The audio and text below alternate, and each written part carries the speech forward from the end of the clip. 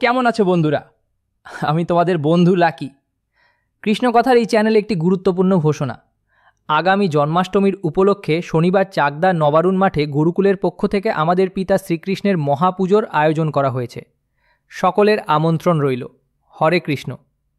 যারা আসতে পারবে না তাদের জন্য এই মহাপূজার একটি ভিডিও আমি আমার চ্যানেলে রবিবারের মধ্যে দিয়ে দেওয়ার চেষ্টা করব।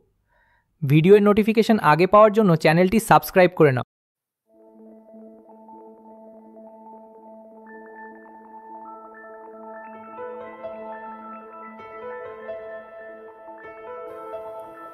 नारायणाय नमो नमः।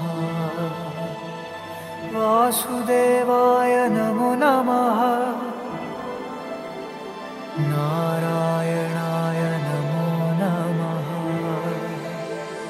वासुदेवाय नमो नमः।